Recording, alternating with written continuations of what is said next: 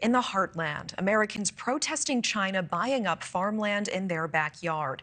The Michigan Senate approved nearly $200 million in state funds to move forward with a controversial project to build a Chinese-owned EV battery plant on farmland in the middle of that state. Now, NewsNation was the first to cover this story last week as local farmers tell us they are increasingly worried about the company Goshen's intentions. Michigan lawmakers are now calling for an investigation into both the potentially dangerous environmental contamination from the factory as well as national security. This comes amid a push from Chinese-owned companies in recent years to buy up American farmland, in some cases suspiciously close to military bases. NewsNation's Emily Finn joining us live from Green Charter Township, Michigan now. And Emily, you were at that protest, and it turns out this isn't the only Chinese-owned project planned in Michigan right now. Yeah, that's right, Natasha. We were here in Green Charter Township all day yesterday, and we watched about 1,000 people come here to protest that Goshen plant. But you're correct. As you mentioned, it's not the only one that's raising concerns in Michigan. In a different rural part of the state, Ford Motor Company is actually collaborating with another Chinese business to build a similar electric vehicle plant. And it's drawing backlash from some of our lawmakers in our nation's capital because this problem isn't just exclusive to Michigan. It's happening all over the U.S. About 100 miles from the planned site of a new Chinese-owned EV battery factory is Camp Grayling, where the Michigan National Guard is training the Taiwan military. Residents here now citing national security concerns in their fight against the plant. You don't have to connect too many dots to see the connection to the Chinese government and the Chinese connection with that. I've been looking at, I see spy balloons, okay?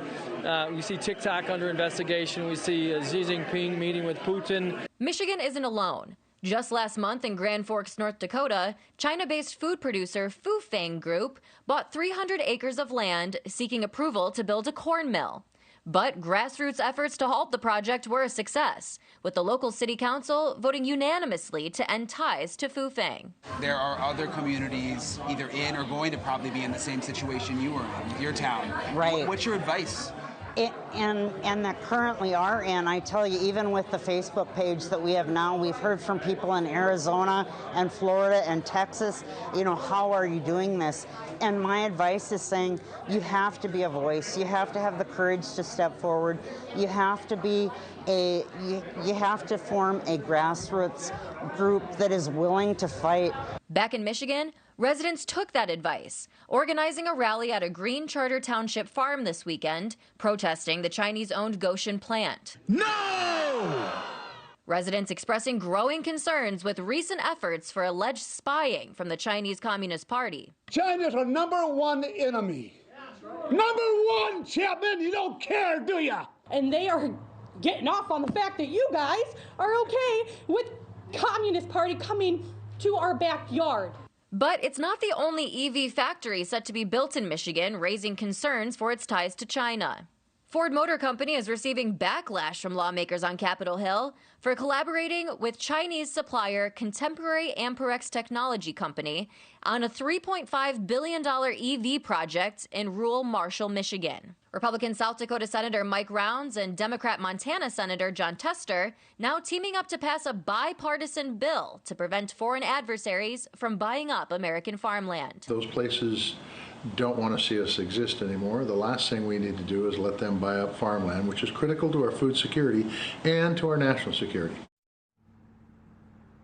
So in addition to that bipartisan bill, there are 11 state legislatures throughout the U.S. that are looking to pass laws to limit countries like China's ability to buy up American farmland. And when we break it down by the numbers here, Natasha, there has been a 55% increase of Chinese ownership of American farms in the past 5 years. And according to the USDA, they now control 384,000 acres of agricultural land in total, with about 3/4 of those farms in the South. So these EV battery plants here in Michigan are just shining a renewed light on this ongoing problem our lawmakers are trying to address. Natasha? Yeah, it certainly warrants investigation. Emily Finn, live for us in Michigan tonight. Thank you so much. Thank you for watching. Go to newsnationnow.com to find NewsNation on your television provider. And don't forget to click the red subscribe button below to get more of NewsNation's fact-driven, unbiased coverage.